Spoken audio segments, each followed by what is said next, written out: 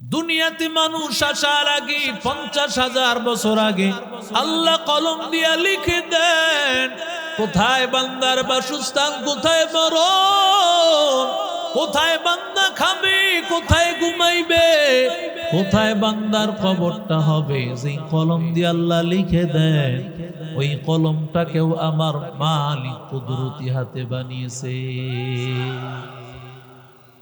আর একটা হলো আরশে আজিম।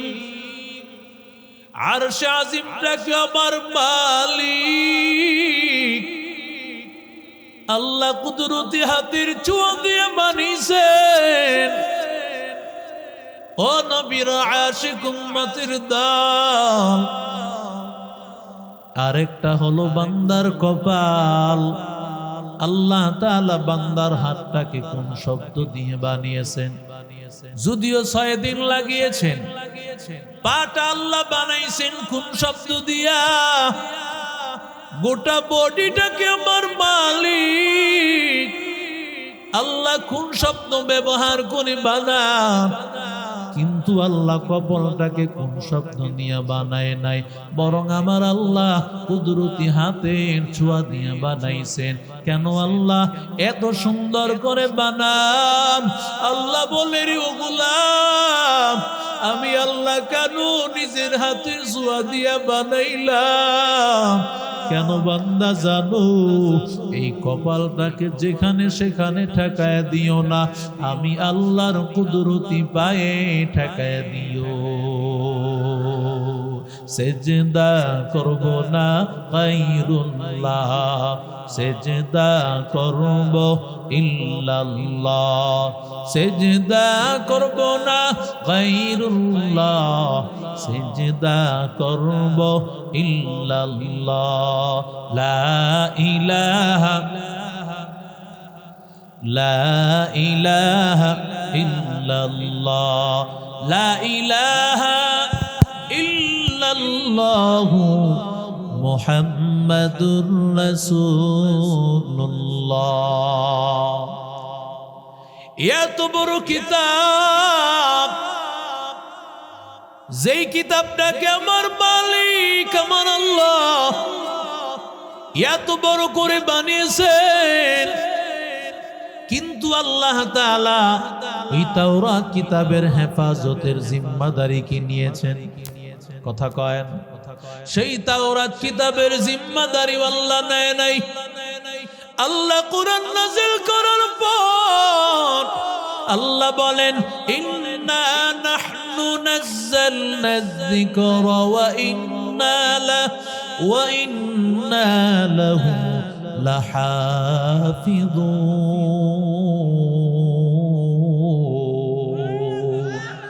ই কালামে জিন্দা কুরআনে হাকীম, হিকমতে উলা ইয়াজাল সুতু কদিম, জামিউল ইলমি ফিল কুরআনে হাকীম, تقاصرت عنه أفهام الرجال، بخا قرآن كلام الله بسنا قديم استي قديم استي ناينو زوره বলেন আল্লাহু আকবার। এর যুবক, আল্লাহর কাছে কোরআনের এত দাম, এত দাম। পৃথিবীর যত কিতাব তালাশ করে দেখবি, তাওরাত বলো, ইনজিল বলো, জাবুর বলো, কোন কিতাবের হাফিজ নাই। ওরে আল্লাহর বান্দা, কোন কিতাবের হাফিজ থাকবি তো দূরের কথা। এই যে তাকাইয়া দেখো, সামান্য 10 পৃষ্ঠা 12 পৃষ্ঠা একটা সামান্য ছোট একটা বই, এই বইটাকে হুবহু শোনাইতে পারবে এমন মায়ের সন্তান আছে? কথা কয় না? শোনাইতে পারবে, হুবহু শব্দ বাই শব্দ, লাইন বাই লাইন শোনাইবে। আল্লাহর কসম, এমন কোন সন্তান হবে না। অথচ আমার এই গোবিন্দপুর ইসাপুরা কাসেমুল উলুম হাফিজিয়া মাদ্রাসার এই গোবিন্দপুর কাসেমুল উলুম মাদ্রাসার একটা ছাত্রকে দাঁড় করায়া দাও। বিসমিল্লাহ থেকে মিনাল জিন্নাতি ওয়ান নাস পর্যন্ত গোটা কোরআনটাকে বিনা লোকমা শোনায় দিবে। हकीकत से तू दुनिया बेखबर है, दुनिया की नुमाइश पर नजर है। नमी गोया के अज दुनिया जुदा बाश बाहर करे के बाशी बा खुदा बाश चिस्ते दुनिया अज खुदा गाफिल बुदार शुकुन करा हो फर्जिंदजान आबदर कश्ती हलाके कश्तियास आब अंदर जीरे कश्ती पुशतियास। एरे अल्लाहर बंदा जुवक ছোট্ট বাচ্চা তাকাইয়া দেখ, এখনো নিজের নাকের ময়লাটা পরিষ্কার করতে জানে না, কিন্তু আল্লাহর কি কুদরত! এই ছাত্রটার সিনার মধ্যে আল্লাহর কোরআন। ওরে আল্লাহর বান্দা, 6 বছরের একটা বাচ্চা কয়েকদিন আগে দেখলাম কারি নাজমুল হাসান সাহেব ছোট্ট বাচ্চাটার ডাক দিলেন কোরআনের হাফেজ। হুজুর ডাক দিয়া বলেন, তোমার বাড়ি কই? ছেলেটা বলতে পারে সুবহানাল্লাহ বলে। যেই ছেলে বাড়ি বলতে পারে না কিন্তু কোরআন কিভাবে শিখো তা কয় না। কার কুদরত? আর ওয়াস্তে বলেন, আতিনা ফি দারে দুনিয়া না হাসান, আতিনা ফি দারে উকবা না হাসান, ইয়া গিয়াসাল মুস্তাগীসিন নাহদিনা লফতিখারা বিল উলুমি ওয়াল গিনা কদরে কুদরত দানি বার কামাল আনতা রব্বি আনতা হাসবি যুল জালাল তুহি কাদের জলিলুল্লাহ জাহাদার বহর হালে তুহি মেরা নিগাহদার। কারণ কোরআন হেফাজতের জিম্মাদারি নিয়েছেন আল্লাহ, আর এই কোরআনের বাড়ি আমার আল্লাহর কাছে। আল্লাহ বলেন, বাল হুয়া কুরআনুম মাজিদ ফি লাউহিন মাহফুজ।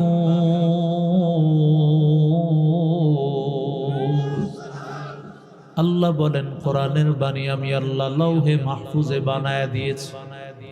ওই লৌহে মাহফুজ থেকে আমি আল্লাহ এমন ভাবে বান্দার সিনায় আস্তে আস্তে কোরআন ঢুকাইয়া দেই। ওরে যুবক, লৌহে মাহফুজ একটা প্লেটের নাম। আল্লাহ তাআলা ওই প্লেটের মধ্যে আদম পয়গম্বর থেকে কিয়ামত পর্যন্ত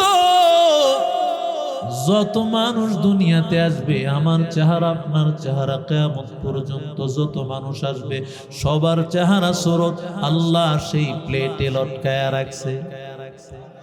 আরো আস্তে কোন, আরো জোরে বলেন। হাদিস শরীফের মধ্যে আছে, সন্তানের প্রথম ফুটা মায়ের গর্ভে যাওয়ার পর ফেরেশতারা এই ফুটা নিয়ে বলে, হে মালিক, আয় আল্লাহ, এই ফুটাটা কি কাজে লাগাইবো?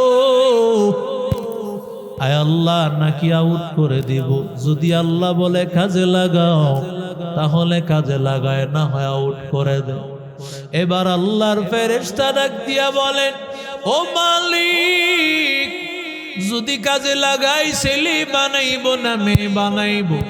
বলেন তো ও গোবিন্দপুরের মুসলমান ভাই, ছেলে দেওয়ার মালিক কে? আরো আসতে বলেন, মেয়ে দেওয়ার মালিক কে? লিল্লাহি মুলকুস সামাওয়াতি ওয়াল আরদ ইয়াখলুকু মা ইয়াশা يهب لمن يشاء إناثا ويهب لمن يشاء الذكور أو يزوجهم ذكرانا وإناثا ويجعل من يشاء عقيما إنه عليم قدير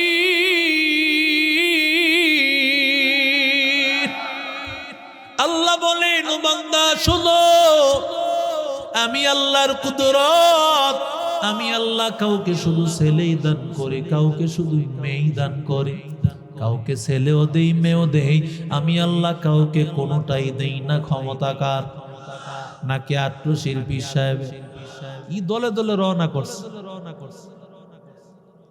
এরে আল্লাহর বান্দা বাবারে গিয়া কই বাবা মাকে পরিবর্তন করে দে ভালো করে তাকায় দেখে বাবারই অবস্থা খারাপ জাঙ্গা পিন্দনেরও বাউ নাই কথা কয় না ল্যাংটার কাছে গিয়া কয় আমার ভাগ্য পরিবর্তন করে দে ভাগ্য পরিবর্তন করতে পারে ছেলে দিতে পারেন মেয়ে দিতে পারেন কে ও আল্লাহর বান্দা যুবক আল্লাহর ফেরেশতারা বলে ও আল্লাহ ছেলে দিব না মেয়ে দিব আল্লাহ যদি বলেন ছেলে দাও তাহলে ছেলে বানায় আল্লাহ যদি বলেন মেয়ে দাও তো মেয়ে বানায় দেয় এবার আল্লাহর কাছে বলে আল্লাহ ছেলে দিলে আঙ্গুল 20টা দিব না 22টা দিব দেখবেন অতিরিক্ত এদিক দিয়ে একটা আঙ্গুলওয়ালা মানুষ আছে না নাই 22 আঙ্গুলওয়ালা মানুষ আছে না নাই আয় আল্লাহ চোখের স্থান ঠিক জায়গায় রাখবো না দাঁড়ায়া দিব দেখবেন কিছু মানুষকে সমাজে টেরা বলা হয় তবে সাবধান বলবেন না কারণ যেই মানুষটা টেরা তারে বানাইছেন কে আরো জোরে বলেন আপনার দিকে তাকায় আছে আসলে অন্য দিকে তাকাই আছে এর যুবক আল্লাহ ডাক দিয়া বলে ও ফেরেশতাদের দল আমি আল্লাহর কাছে কিছু বলার দরকার নাই ছেলে বানাইবি না মেয়ে বানাইবি চেহারার চোখটা ঠিক জায়গায় রাখবি না নাড়ায় দিবি আঙ্গুল 20টা দিবি না 22টা দিবি ওরে বান্দা লৌহে মাহফুজের প্লেটের দিকে তাকা সেখান থেকে দেখে দেখে বানায়া নে ইয়া ইলাহি तू मेरा माबूद है या इलाही तू मेरा माशूक है या इलाही तू मेरा गफ्फार है या इलाही तू मेरा सत्तार है या इलाही मुझसे मुझको दूर कर ताकि देखो मुझ में तुझको एक नजर हर तमन्ना दिल से रुखसत हो गई अब तू आजा अब तू खलवत हो गई बुजुर्गी की नहीं हमको जरूरत गुलाम अपना बना ले ऐ खुदाया जोरे बोलेन अल्लाहु আকবার ওই লৌহে মাহফুজের প্লেটের মধ্যে আবার মালিকের কালাম ওখানে আবার মালিকের কালাম আল্লাহর কোরআন ওই লৌহে মাহফুজের প্লেটে ওরে আল্লাহর বান্দা যুবক ও নবীর আশিক উম্মতের দল ওরে আল্লাহর বান্দা কোরআন হেফাজতের জিম্মাদারি আমার আল্লাহ নেওয়ার কারণে এই পৃথিবী থেকে কোরআনকে ধ্বংস করার জন্য ষড়যন্ত্র কম হয় নাই ইংরেজরা যখন বিদায় হয়ে যাবে বিদায় হয়ে যাওয়ার আগে ওরা চিন্তা করলো মুসলমানের এত পাওয়ার কোথা থেকে আসলো মুসলমানেরা কোনো অস্ত্র নাই কিন্তু মুসলমান কি করে তাদের এত বিজয় ওরা লেজ গুটাইয়া পালাইতে বাধ্য হয়ে গেল যাওয়ার আগে ওরা একটা কমিটি গঠন করলো দেখো মুসলমানের আসল কুদরত কই ওরা এবার বাংলাদেশ, পাকিস্তান, ইন্ডিয়া সহ উপমহাদেশের দেশগুলোতে ঘুরিয়া বলে মুসলমানের আসল শক্তি হলো কোরআন। এই কোরআন যদি আগুনে পুড়ায় দিতে পারেন, এই কোরআন যদি নদীতে সাগরে ভাসায় দিতে পারেন, মুসলমানের সব শক্তি শেষ হয়ে যাবে। কি শেষ হবে? আরো জোরে বলেন। যদি আগুন লাগে ধ্বংস হয়ে যায়, ধ্বংস হয়ে যায়। যদি আগুন লেগে যায় পুড়ে যায় পৃথিবীর সব বইয়ের দোকান, তবে বিশ্ব থেকে হারাবে না পবিত্র কোরআন, তবে বিশ্ব থেকে হারাবে না পবিত্র কোরআন। যদি আগুন লেগে যায় পুড়ে যায়, যদি আগুন লেগে যায় পুড়ে যায় পৃথিবীর সব বইয়ের দোকান, তবে বিশ্ব থেকে হারাবে না পবিত্র কোরআন। জোরে বলেন আল্লাহু আকবার। এরে যুবক, এই কমিটি যখন জানাইলো কোরআনগুলো আগুন দিয়ে পুড়ে দাও, কোরআনগুলো নদীতে সাগরে ভাসায় দাও, এই কমিটির কথাগুলো তাদের পছন্দ হইল না। কিছুদিন পরে আরেকটা কমিটি গঠন করলো। ওরা এবার বাংলাদেশ, পাকিস্তান, ইন্ডিয়া উপমহাদেশের দেশগুলো ঘুরে ঘুরে তারা জানায় আগের কমিটির সব তথ্য ভুল। মুসলমানেরা তাদের কালামগুলো শুধুমাত্র এই কোরআনের মধ্যে রাখা নাই, ওদের সিনার মধ্যে কোরআন ঢুকায় নিয়েছে। এরে আল্লাহর বান্দা যুবক, সারা পৃথিবী যদি ধ্বংস হয় কিন্তু আমার আল্লাহর কালাম ধ্বংস হবে না, কারণ সব পৃথিবীর কোরআনগুলো তুমি আগুনে পুড়ায় দাও, কিন্তু আমার কাসেমুল উলুম মাদ্রাসার একটা ছাত্র দাঁড় করায় দিবা, বিসমিল্লাহ থেকে মিনাল জিন্নাতি ওয়ান নাস পর্যন্ত গোটা কোরআনটাকে বিনা লোকমা শোনায় দিবে। পৃথিবীর ইতিহাসে ওরে বান্দা তাকায় দেখ, আমার বাংলাদেশের মানচিত্রকে 100 থেকে 150 দেশের মধ্যে সবার সেরা বানাইছে আমার কোরআনের হাফেজরা, ঠিক কিনা বলে? হাফেজ নাজমুস সাকিব, হাফেজ সালেহ আহমদ তাকরিম, হাফেজ রায়হান, হাফেজ আনাস।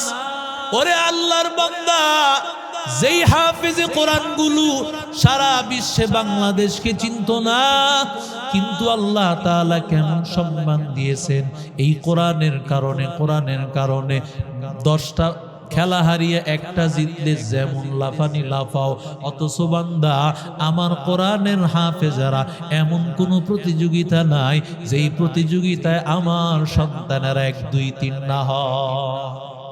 আরো জোরে কর। কয়দিন সরকারি ভাবে লাল গালিচা দিয়া সংবর্ধনা দিছে, কথা কন না কেন? কি দিছে? আরো জোরে বলেন। হ্যাঁ, দিবে কখন? যখন কোরআনওয়ালারা আসবে, ঠিক কিনা? জোরে বলেন। দেখেন নাই আল্লামা মামুনুল হক সালেহ আহমদ তাকরিমকে নিজের সিটে বসায়া পাশে বসে গেছে। আল্লাহু আকবার বলে। কোরআনওয়ালার সম্মান দিছেন কে? আরো জোরে বলেন। একটা হাফেজে কোরআন, একজন হাফেজে কোরআনের মর্যাদা জানো? সারা পৃথিবী বিক্রি করলেও একটা কোরআনের হাফেজের মর্যাদা হবে না, ঠিক কিনা? জোরে বলেন। সারা পৃথিবী একদিকে আর আল্লাহর কোরআনের হাফেজ একদিকে। তোমরা মনে করতেছো আমরা অত্যাধুনিক ভাবে এই দেশকে হেফাজত করি, এই দেশের ভূমিকম্পকে নিয়ন্ত্রণ করি। আল্লাহর কসম, আমার বাংলাদেশের কোরআনের হাফেজগুলি যদি না থাকতো, কোরআনের ছাত্রগুলো যদি না থাকতো, এই দেশকে আল্লাহ মুহূর্তেই ধ্বংস করে দিতেন। এই দেশকে হেফাজত করেছেন কোরআনওয়ালাদের কারণে, ঠিক কিনা? জোরে বলেন। কোরআনওয়ালারা আছে বিদায় আমরা বেঁচে আছি, ঠিক কিনা বলেন? ওরা যদি না থাকতো তাহলে কোনো ব্যবসায়ীও ব্যবসা করতে পারত, কোন চাকরিজীবীও চাকরি করতে পারত না, কোন কৃষক তার কৃষি কাজ করতে পারত না। সব কিছু কোরআনওয়ালাদের বরকত। কথা কন না কেন?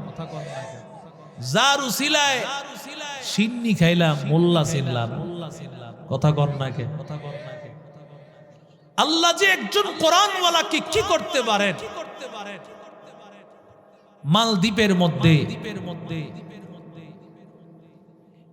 হঠাৎ করে জেলেরা মাছ ধরতেছিল মালদ্বীপে। ওই মালদ্বীপের এলাকা, পুরো এলাকাটাই খ্রিস্টান ছিল, খ্রিস্টান পল্লী ছিল, একজনও মুসলমান ছিল না। জেলেরা মাছ ধরতেছে, মাছ ধরতে ধরতে হঠাৎ করে তারা একেবারে চাঁদের মতো সুন্দর ফুটফুটে একটা ছেলে তারা পেয়েছে। সুবহানাল্লাহ বলে। কারণ বাচ্চাটা তো সাধারণ কোনো বাচ্চা নয়। এক নম্বর এই বাচ্চাটা হলো আমার নবীর দেশের বাচ্চা। আরো জোরে বলেন। দুই নম্বর ওর সিনায় আছে আল্লাহর কোরআন। মুসলমান ইমানদার আল্লাহর গোলাম। যখন এই জেলে গেল, এই কোরআনের হাফেজটাকে দেখলো, ওরা তো চিনত না এটা যে আল্লাহর কালামের হাফেজ। ওরে আল্লাহর বান্দা যুবক, ওরে নবীর আশিক উম্মতের দাম। কিন্তু ওরা এই ফুটফুটে সন্তানটাকে দেখিয়া ওদের নৌকায় তুলে ফেলেছে। টার্গেট হলো ওরা বাজারে গোলাম বিক্রি করে, মানুষ বেচা কিনা চলে। তখন ছেলেটারে তারা বাজারে উঠাইছে। বাজারে উঠানোর পর বিক্রি হবে সন্তান, কারণ ওরা জানে না কোন সন্তানটাকে ওরা উঠাইছে। ওরা মনে করতেছে এটার দাম আর কি আছে। কোরআনওয়ালার সম্মান বুঝার জন্য সেই যোগ্যতা তোমার থাকা লাগবে, স্বর্ণ চিনার জন্য স্বর্ণকার হওয়া লাগবে, ঠিক কিনা? থানবী রহমতুল্লাহ একটা ঘটনা লিখেছেন। এই যে কোরআনওয়ালাদের এত দাম, অথচ মানুষেরা কোরআনওয়ালাকে মূল্য দেয় না।